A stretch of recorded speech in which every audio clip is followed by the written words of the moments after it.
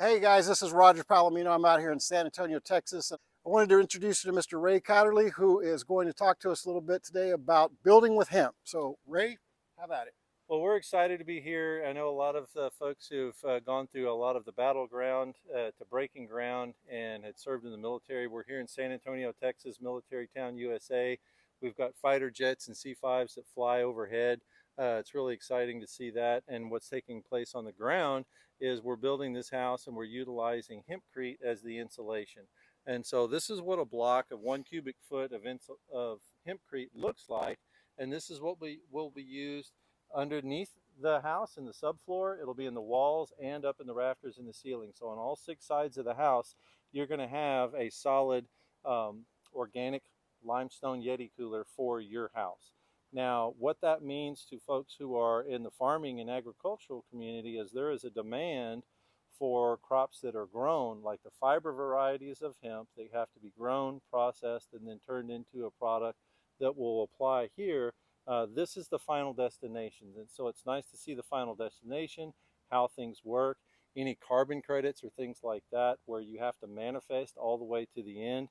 This is permanently sequestered in this block via the limestone. And so those are some of the high points of it all. We're in San Antonio. It's September of 2022. And through this month and the first part of October, we'll be framing out the house and installing the hempcrete. So anybody who's interested, hook up with Roger and we'd be happy to have you out here and share ideas. Thanks for joining us. Thanks for listening, guys. Appreciate it.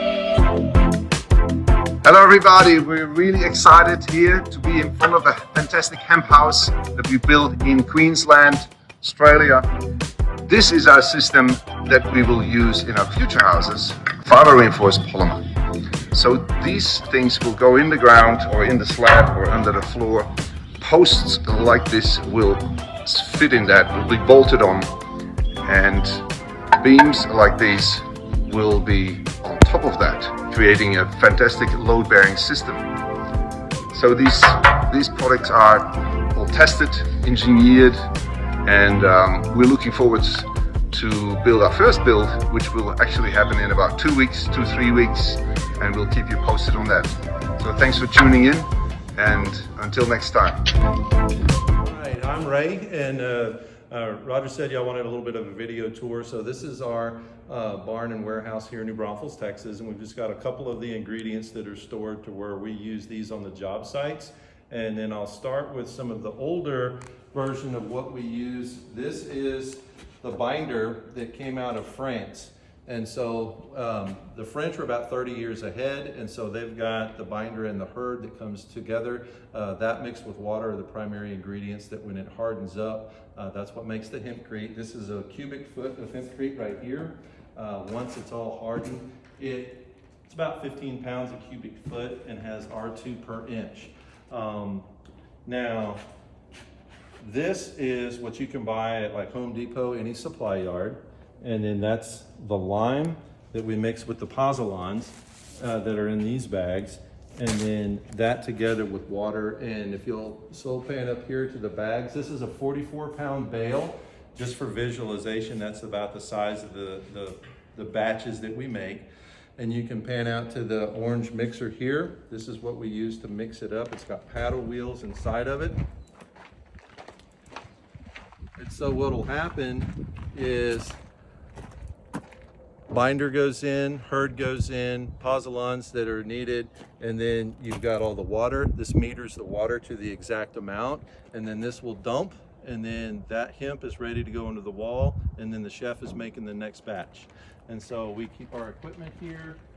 It's a little bit of a mess because we've got a truckload of hurd that's coming in tomorrow, and so we're getting everything so where we can fill the barn with that. That's what's going to be going into our house, our concept house that we're building in San Antonio.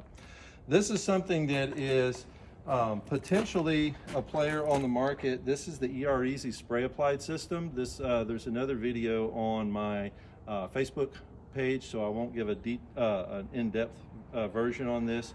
But these reverse augers just kind of jostle the hempcrete so it goes through some air hoses, and that's its primary role. But this was invented in France and is a real cool thing to have, and I'm looking forward to how that can be used. And so the main thing that I'll end up with is you've heard me mention a lot of what was done in France, and then now I want to focus on what can be done here. This orange sticker is a certification of the Chanvrier Group, which is a cooperative of farm producers in France. Now, they sell a lot of the bast fiber to automotive part industry in France, and then the hurd, which is the woody part of the plant, is left over, and they've dialed it in, and then this is the gold standard for builder grade hurd. This is being produced at several places in the United States right now, in Kansas, Missouri, and even in Texas. And so this a standard similar that will be in the United States is something to watch for on the horizon. And then that's some of the things that we're excited about. But what's coming in here tomorrow, we'll be going to our project in San Antonio, and we're looking forward to doing some in a neighborhood near you in Houston. Thanks for the tour. Excellent. And who are you? I'm Ryland. What are you doing, Ryland? Tell us. Oh, I'm just helping Ray right now. Hopefully I can do something with my biology degree to help him out later. Absolutely, buddy. Rebuilding America. Rebuilding. One final thought that we have about development, there's building on infill lots, and then you can do that where you steward the land by having an urban farming, which is basically a garden on steroids, but to where it's profitable. And so on several of the lots that we're doing in San Antonio, we're going to have that concept come to fruition as multiple backyards are now farms that are profitable. And that market garden scenario is one that will translate into Houston neighborhoods and then city neighborhoods. It's done quite a bit. One of the phrases to know about is called an agri-hood, which is a style of development where instead of going out to like the pasture that's behind us and then cutting it up into little postage stamps and everybody's cutting their grass on the weekend, you actually have an incorporated farm and farmers market incorporated into the development itself.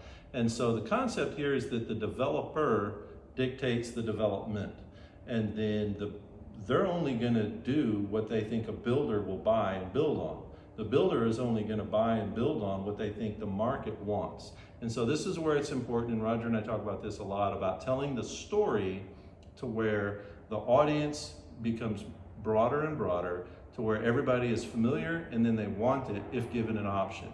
And if they want it, given an option, we're American capitalists, we know what to do, we'll sell them what they want, and then they just need to want the right thing, and then the market will be ready to do it. And so that's one of the styles and the manner in which we do it. We start at the developer side, not house by house by house by house. On infill lots, that's the way it'll happen, but further moving forward, where you see a whole entire development, it could be one of the highest levels of stewardship of the land that's there, instead of just everybody's got to cut the grass on the weekend. So looking forward to things like that. Those are some of the conversations that we've been talking about, and I hope you enjoy it.